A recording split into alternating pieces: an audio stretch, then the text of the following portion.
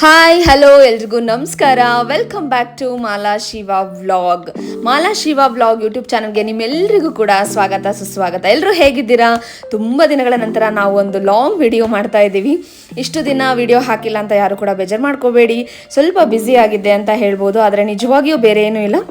ನನ್ನ pregnancy journey, ನನ್ನ ಆರೋಗ್ಯ, ನನ್ನ ರೊಟೀನ್, ಓದು ಇವೆಲ್ಲವನ್ನು ಮ್ಯಾನೇಜ್ ಮಾಡ್ಕೊಳ್ತಾ ಇದ್ದಿದ್ದರಿಂದ ಸ್ವಲ್ಪ ಗ್ಯಾಪ್ ಆಯಿತು ಅಂತ ಹೇಳ್ಬೋದು. ನನ್ನ ವಿಡಿಯೋಸನ್ನು ಇಷ್ಟು ದಿನದಿಂದ ಕಾಯ್ತಾ ಇದ್ದಂಥ ಎಲ್ರಿಗೂ ತುಂಬ ಸಾರಿ ಮತ್ತು ತುಂಬ ತುಂಬ ಥ್ಯಾಂಕ್ ಯು. ಈಗ ನನ್ನ ಪ್ರೆಗ್ನೆನ್ಸಿ ಜರ್ನಿಯಲ್ಲಿ 6 months ರನ್ನಿಂಗ್. ಆದರೆ ನಾನು 5 ತಿಂಗಳಿದ್ದಾಗ ನಮ್ಮ ಮನೆಯಲ್ಲಿ ಒಂದು ವಿಶೇಷವಾದ ಘಟನೆ ನಡೀತು. ನಮ್ಮ ಕಡೆ ಒಂದು ಸಂಪ್ರದಾಯ ಇದೆ, ಬಯಕೆಯ ಬುತ್ತಿ ಅಂತ ಹೇಳಿ. ಗರ್ಭಿಣಿಗೆ ಅವಳಿಗೆ ಇಷ್ಟವಾದ ವಿವಿಧ ರೀತಿಯ ಅಡುಗೆಗಳನ್ನು ಮಾಡಿ ತವ್ರ ಮನೆಯಿಂದ ಸೀರೆ ತಂದು ಕೆಲವು ಶಾಸ್ತ್ರಗಳನ್ನು ಮಾಡ್ತಾರೆ ಅಂತ ಹೇಳಿ. ನನಗೆ ಈ ಸಂಪ್ರದಾಯದ ಬಗ್ಗೆ ಅಷ್ಟೊಂದು ಐಡಿಯಾ ಇರಲಿಲ್ಲ, ಯಾಕಂದರೆ ನನಗೆ ತಾಯಿ ಇಲ್ಲ. ಸೊ ತಾಯಿ ಇದ್ದಿದ್ರೆ ಮೋಸ್ಟ್ಲಿ ಗೊತ್ತಿರೋದೇನೋ, ತಾಯಿ ಇದ್ದಿದ್ರೆ ಬಹುಶಃ ಇವೆಲ್ಲ ನನಗೆ ಮೊದಲೇ ಗೊತ್ತಿರುತ್ತಿತ್ತೇನೋ. ನನ್ನ ತಾಯಿ ಇದ್ದಿದ್ರೆ ಈ ಸಮಯದಲ್ಲಿ ಇನ್ನಷ್ಟು ನೋಡಿ ಎಷ್ಟೋ ಖುಷಿ ಪಡ್ತಾ ಇದ್ಲು ಅನ್ನೋ ಯೋಚನೆ ಕೆಲವೊಮ್ಮೆ ಮನಸ್ಸಿಗೆ ಬರುತ್ತೆ.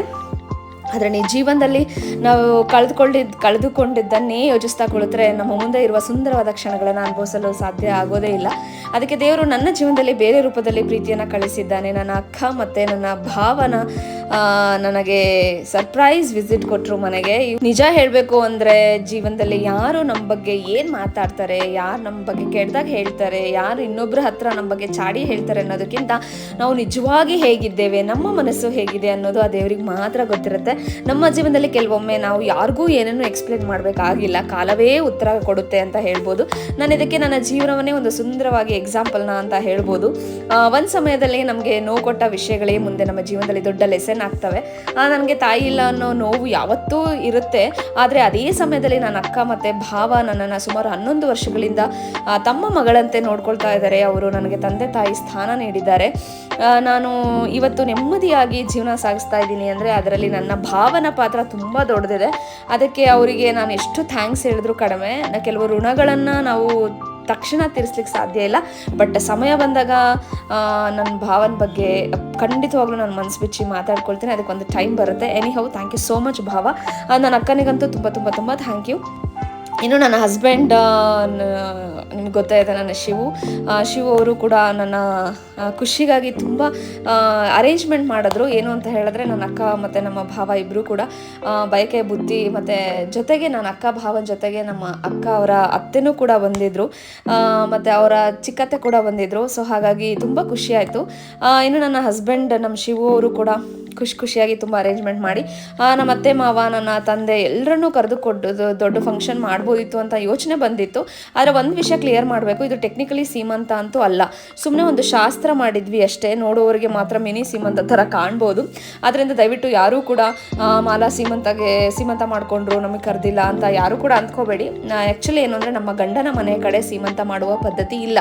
ಸೊ ಒಂದು ವೇಳೆ ಮಾಡುವ ಪದ್ಧತಿ ಇದ್ದಿದ್ರೆ ಖಂಡಿತವಾಗಿಯೂ ತುಂಬ ಗ್ರ್ಯಾಂಡಾಗಿ ಮಾಡ್ಕೊಳ್ತಾ ಇದ್ವಿ. ಸೊ ಎಲ್ಲರನ್ನು ಕರೆದು ಎಲ್ಲರ ಆಶೀರ್ವಾದ ತೆಗೆದುಕೊಂಡು ಮಾಡ್ಕೊಳ್ತಾ ಇದ್ವಿ. ಆದರೆ ನಮ್ಮ ಮನೆಯ ಪರಿಸ್ಥಿತಿ ಮತ್ತು ಸಂಪ್ರದಾಯಕ್ಕೆ ಅನುಗುಣವಾಗಿ ನಾವು ಸಿಂಪಲ್ ಆಗಿ ಒಂದು ಮಿನಿ ಸೀಮಂತ ಥರನೇ ಅದು ಅನಿಸುತ್ತೆ ನೋಡೋರಿಗೆ. ಬಟ್ ಗ್ರ್ಯಾಂಡ್ ಫಂಕ್ಷನ್ಗಿಂತ ಜೆನ್ಯೂನ್ ಆಗಿ 4 ಜನರ ಪ್ರೀತಿ ಸಿಗೋದಿದೆಲ್ಲ ಅದು ಅದ್ಭುತ ರೀ. ನಮ್ಮನ್ನು ನಿಜವಾಗಿ ಪ್ರೀತಿಸುವವರು ಬಂದು ನೀವು ಚೆನ್ನಾಗಿರಬೇಕು, ಮಗು ಚೆನ್ನಾಗಿರಬೇಕು ಅಂತ ಹಾರೈಸಿದ್ರೆ ಅದಕ್ಕಿಂತ ದೊಡ್ಡ ಗಿಫ್ಟ್ ಇನ್ನೊಂದಿಲ್ಲ. ಬೇಗ ಟಿಫನ್ ಮಾಡಿದ್ದೆ, ಟಿಫನ್ ಉಪ್ಪಿಟ್ಟು ಮಾಡಿದ್ದೆ. ಸೊ ಬೇಗ ಎಲ್ಲರೂ ಕೂಡ ಟಿಫನ್ ಮಾಡಿದ್ರು. ಟಿಫನ್ ಮಾಡ್ಕೊಂಡ್ಮೇಲೆ ಮತ್ತೆ ಮಧ್ಯಾಹ್ನದ ಊಟಕ್ಕೆ ಎಲ್ಲ ರೆಡಿ ಮಾಡ್ಕೊಂಡ್ವಿ. ಏನೇನಂತ ನೀವೇ ನೋಡಿ. ಇಲ್ಲಿ ಕಾಣ್ತಿರುವಂಥ ಮಗು ಇದೆಲ್ಲ, ಇದು ಮಗು ಬಂದು ಹೆಸರು ರಿಧಾನ್ವಿ ಅಂತ ಹೇಳಿ. ವೆರಿ ವೆರಿ ಬ್ಯೂಟಿಫುಲ್ ಮತ್ತು ತುಂಬ ಅದೃಷ್ಟ ಲಕ್ಷ್ಮಿ ಇದು ನಮಗೆ ಎಸ್ಪೆಷಲಿ. ಎಸ್, ಸೊ ಅರೇಂಜ್ಮೆಂಟ್ಸ್ ಎಲ್ಲ ಅದಾಯಿತು. ಆಮೇಲೆ ಅಡುಗೆದೆಲ್ಲ ನಾನು ರೆಡಿ ಮಾಡ್ಕೊಳ್ತಾ ಇದ್ದೆ. ಆಮೇಲೆ ಅಮ್ಮ ಅವರು ಅಂದರೆ ಅವರು ಕೂಡ ರೆಡಿ ಮಾಡ್ಕೊಳ್ತಾ ಇದ್ರು, ಎಲ್ಲ ನನಗೆ ಹೆಲ್ಪ್ ಮಾಡ್ತಾ ಇದ್ರು ಅಡುಗೆಗೆ. ನಮ್ಮ ಅಕ್ಕ ತುಂಬ ಹೆಲ್ಪ್ ಮಾಡೋದು, ಅವಳೇ ಆಲ್ಮೋಸ್ಟ್ ಎಲ್ಲ ಮೇನ್ ಕುಕ್ ಅವಳೇ, ನಾನು ಸ್ವಲ್ಪ ಸೈಡಿಗೆ ಅಷ್ಟೇ. ಸುಮ್ಮನೆ ಹಾಗೆ ಕೊಡಬೇಕು, ಸೀರೆ ಕೊಡಬೇಕು, ಜೊತೆಗೆ ಎಲ್ಲ ಬಯಕೆ ಬುತ್ತಿ ಎಲ್ಲ ತೊಗೊಂಬಂದಿದ್ರಲ್ವ. ಸೊ ಹಾಗಾಗಿ ಶಿವು ಅವರು ಪ್ಲ್ಯಾನ್ ಮಾಡಿದ್ರು. ಶಿವು ನಾವು ಎಲ್ಲ ಚರ್ಚೆ ಮಾಡಿ ಚರ್ಚೆ ಮಾಡಿ ಒಂಥರ ಫಂಕ್ಷನ್ ಥರನೇ ಮಾಡೋಣ, ಒಂದು ನೆನಪಿರುತ್ತೆ, ಖುಷಿ ಮೇಯ್ನಾಗಿ ಮಗು ಖುಷಿ ಆಗೋದು ಇಂಪಾರ್ಟೆಂಟ್ ಅಲ್ವಾ. ನಾನು ಅದಕ್ಕೆ ಶಿವುಗೆ ಏನೋ ಥಾಟ್ ಬಂತು. ಸೊ ಸಖತ್ ಬ್ಯೂಟಿಫುಲ್ಲಾಗಿ ಅರೇಂಜ್ ಮಾಡಿದ್ರು. ಇಷ್ಟೆಲ್ಲ ಕ್ರಿಯೇಟಿವಿಟಿ ಇದೆ ಅಂತ ನನಗೂ ಕೂಡ ಗೊತ್ತಿರಲಿಲ್ಲ. ಸೂಪರ್ ಯಜಮಾನ್ರೆ. ಇಲ್ಲಿ ನನ್ನ ಹಸ್ಬೆಂಡ್ ಅವ್ರ ಬಗ್ಗೆ ಒಂದು ಮಾತು ಹೇಳಲೇಬೇಕು. ಶಿವು ಅವ್ರ ಬಗ್ಗೆ. ಶಿವು ತುಂಬ ಡೌನ್ ಟು ಅರ್ತ್ ಆಗಿರುವಂಥ ವ್ಯಕ್ತಿ. ಎಷ್ಟೇ ನಾಲೆಡ್ಜ್ ಇದ್ದರೂ ಯಾವತ್ತೂ ಏನು ತಲೆಗೆ ತೆಗೆದುಕೊಂಡು ಓಡಾಡೋದಾಗಿರಲಿ ಅಥವಾ ಇನ್ನೊಬ್ಬರು ಅವ್ರ ಗುಣ ಅಂತೂ ನಂಗೆ ತುಂಬ ಇಷ್ಟ. ಎಲ್ಲರ ಜೊತೆ ತುಂಬ ಗೌರವದಿಂದ ಮಾತನಾಡಿಸ್ತಾರೆ. ಯಾರೇ ಆಗಲಿ, ಚಿಕ್ಕವರಾಗಲಿ ದೊಡ್ಡವರಾಗಲಿ, ಎಲ್ಲರನ್ನ ಒಂದೇ ರೀತಿಯಲ್ಲಿ ಗೌರವಿಸ್ತಾರೆ. ಇನ್ನೊಬ್ರ ಬಗ್ಗೆ ಕೆಟ್ಟದಾಗಿ ಫೋನ್ ಮಾಡಿ ಮಾತಾಡೋದಾಗಲಿ, ಯಾರನ್ನಾದರೂ ಅವಮಾನಿಸೋದಾಗಲಿ, ಚಾಡಿ ಹೇಳೋದಾಗಲಿ, ಇವೆಲ್ಲ ಸ್ವಭಾವನೇ ಒಂದು ಸ್ವಲ್ಪನೂ ಕೂಡ ಇಲ್ಲ. ಅವರ ಕೆಲಸ ಅವರಿಗೆ, ಅವರ ಜೀವನ ಅವರಿಗೆ ಅಷ್ಟೇ. ಅವರ ಸಿಂಪ್ಲಿಸಿಟಿ, ಅವರ ಕೈಂಡ್ನೆಸ್, ಅವರ ನಾಲೆಡ್ಜ್, ಅವರು ಕೊಡುವಂಥ ರೆಸ್ಪೆಕ್ಟ್, ಎಲ್ಲ ಗುಣಗಳು ಕೂಡ ಸೂಪರ್ ಸೂಪರ್ ಸೂಪರ್. ನಿಜವಾಗ್ಲೂ ಒಂದು ಮನುಷ್ಯನಲ್ಲಿ ಇಷ್ಟೆಲ್ಲ ಕ್ವಾಲಿಟೀಸ್ ಇರುತ್ತೆ ಅನ್ನೋದು, ಇಂಥ ಮನುಷ್ಯರು ಸಿಗೋದು ತುಂಬ ತುಂಬ ರೇರ್. ಸೊ ಅದಕ್ಕೆ ನನಗೆ ಒಂದು ಬಿಗ್ಗೆಸ್ಟ್ ಗಿಫ್ಟು ನನಗೆ ದೇವ್ರು ಕೊಟ್ಟಿರೋದು. ಥ್ಯಾಂಕ್ ಯು ಸೋ ಮಚ್ ಎಲ್ಲದಕ್ಕೂ ಯಜಮಾನ್ರೆ. Thank you very much. ನಿಮ್ಮ ಋಣ ನಾನು ತೀರಿಸಲಿಕ್ಕೆ ಅಸಾಧ್ಯ. ಆದರೂ ಎಲ್ಲದಕ್ಕೂ ಬಿಗ್ ಥ್ಯಾಂಕ್ ಯು. ಒಳ್ಳೆ ಗುಣಗಳನ್ನು, ಒಂದು ಒಳ್ಳೆ ಸಂಸ್ಕಾರವನ್ನು, ಮಕ್ಕಳಿಗೆ ಒಳ್ಳೆ ವ್ಯಕ್ತಿತ್ವವನ್ನು ಹೇಳ್ಕೊಟ್ಟಾಗ ಅದು ಸುಲಭ ದಾರಿ ಆಗುತ್ತೆ ಮಗುಗೂ ಕೂಡ. ಅದಕ್ಕೆ ಪ್ರೀತಿ, ಡಿಸಿಪ್ಲಿನ್, ವ್ಯಾಲ್ಯೂಸ್, ಎಥಿಕಲ್ ವ್ಯಾಲ್ಯೂಸ್ ಅಂತ ಹೇಳ್ತೀವಿ, ಸಂಸ್ಕಾರ ಬೇಕಾಗುತ್ತೆ ಮಗುಗೆ. ಅದರಿಂದ ನಾನು ನನ್ನ ಅತ್ತೆ ಮಾವನಿಗೆ ತುಂಬ ಥ್ಯಾಂಕ್ಸ್ ಹೇಳಬೇಕು. ಥ್ಯಾಂಕ್ ಯು ಅಪ್ಪ ಅಮ್ಮ. ಯಾಕಂದರೆ ನನ್ನ ಶಿವ ಅವ್ರಿಗೆ ಅಷ್ಟು ಒಳ್ಳೆ ಸಂಸ್ಕಾರ ಕೊಟ್ಟು ಕಲಿಸಿದಿರಲ್ಲ, ಅದು ನನಗೆ god gift. Thank you so much.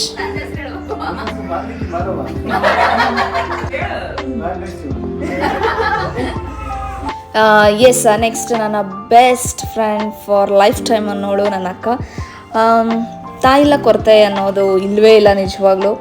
ನನ್ನ ಅಕ್ಕ ಹೆಂಗೆ ಅಂತ ಹೇಳಿದ್ರೆ, she is my realistic role model ಅಂತ ಹೇಳ್ಬೋದು. ಒಬ್ಬ ಹೆಣ್ಣು ಹೇಗಿರಬೇಕು ಅನ್ನೋದನ್ನು ನನ್ನ ಕಣ್ಮುಂದೆ ಎಕ್ಸಾಂಪಲ್ ಇರುವ ಅವಳು ಅಂತ ಹೇಳಿದ್ರೆ ನನ್ನ ಅಕ್ಕ. ಜೀವನದಲ್ಲಿ ಎಷ್ಟೇ ಬ್ಯುಸಿ ಇದ್ದರೂ, ಎಷ್ಟೇ ರೆಸ್ಪಾನ್ಸಿಬಿಲಿಟಿ ಇದ್ದರೂ, ಸಂಬಂಧಗಳನ್ನು ಹೇಗೆ ಕಾಪಾಡ್ಕೋಬೇಕು ಅನ್ನೋದು ಅವಳಿಂದ ನಾನು ತುಂಬ ಕಲ್ತಿದ್ದೀನಿ. ಅವಳಿಗೆ ಗಂಡ, ಅತ್ತೆ, ಮಾವ, ಮಕ್ಕಳು, ರೆಸ್ಪಾನ್ಸಿಬಿಲಿಟಿ ಎಲ್ಲರದ್ರ ಮಧ್ಯ ನನಗಾಗಿ ಒಂದು ಜಾಗ, ಒಂದು ಸಮಯ, ಒಂದು ಪ್ರೀತಿ ಯಾವತ್ತೂ ಇದ್ದೇ ಇರುತ್ತೆ. ನನಗೆ ಆ ದೇವರು ನಿಜವಾಗಿಯೂ ತುಂಬ ಒಳ್ಳೆಯದನ್ನೇ ಕೊಟ್ಟಿದ್ದಾನೆ. ಅವಳು ನನ್ನ ಬಿಗ್ಗೆಸ್ಟ್ ಸಪೋರ್ಟರ್ ಕೂಡ.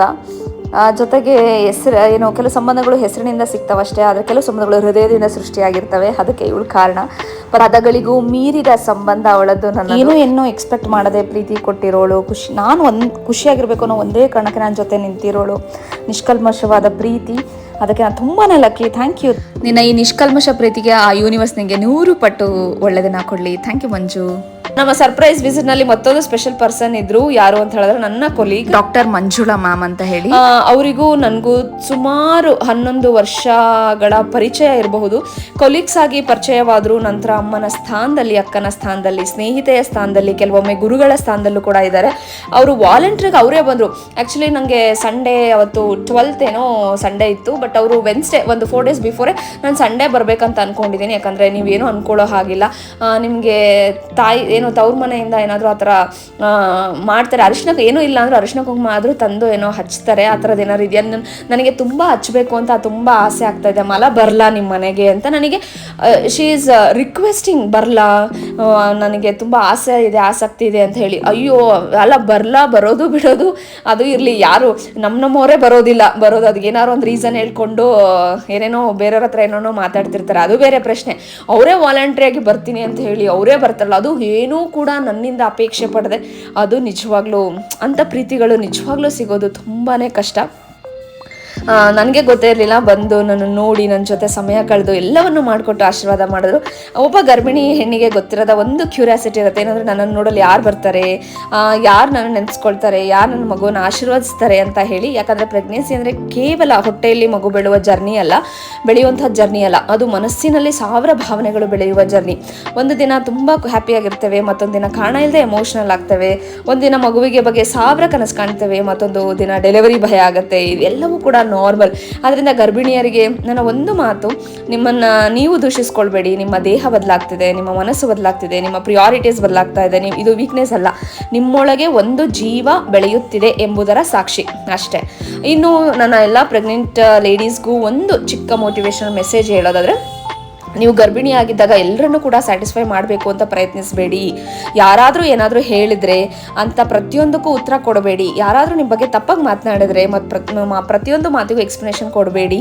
ಯಾಕಂದರೆ ನಿಮ್ಮ ಸಮಯ ತುಂಬ ಪ್ರಿಷಿಯಸ್. ನಿಮ್ಮ ಎನರ್ಜಿ ನಿಮ್ಮ ಮಗುವಿಗೆ ಬೇಕು, ನಿಮ್ಮ ಮನಸ್ಸಿನ ಶಾಂತಿ ನಿಮ್ಮ ಕುಟುಂಬಕ್ಕೆ ಬೇಕು, ನಿಮ್ಮ ಆರೋಗ್ಯ ನಿಮ್ಮ ಮಗುವಿಗೆ ಬೇಕು. ಆದ್ದರಿಂದ unnecessary arguments, unnecessary gossip, unnecessary people ಇವು ಎಲ್ಲವನ್ನು ನಿಮ್ಮ ಜೀವನದಿಂದ ನಿಧಾನವಾಗಿ ರಿಮೂವ್ ಮಾಡಿ ಡಿಲೀಟ್ ಮಾಡಿ. ನಾನು ಹೇಳೋದು ಯಾರನ್ನೂ ಹೇಟ್ ಮಾಡಿ ಅಂತ ಅಲ್ಲ, ಆದರೆ ಬೌಂಡ್ರಿ ಇಟ್ಕೊಳ್ಳಿ. ಯಾರು ನಿಮ್ಮ ಜೀವನವನ್ನು ಇಂಪ್ರೂವ್ ಮಾಡ್ತಾ ಇದ್ದಾರೆ ಅವ್ರ ಜೊತೆ ಇರಿ. ಯಾರು ನಿಮ್ಮನ್ನ ಕಾನ್ಫಿಡೆನ್ಸ್ ಇನ್ನ ಹೆಚ್ಚು ಮಾಡ್ತಾರೆ ಅವ್ರ ಜೊತೆ ಇರಿ. ಯಾರು ನಿಮ್ಮ ಮನಸ್ಸಿಗೆ ನೆಮ್ಮದಿ ತಂದು ಕೊಡ್ತಾರೆ ಅವ್ರ ಜೊತೆ ಇರಿ.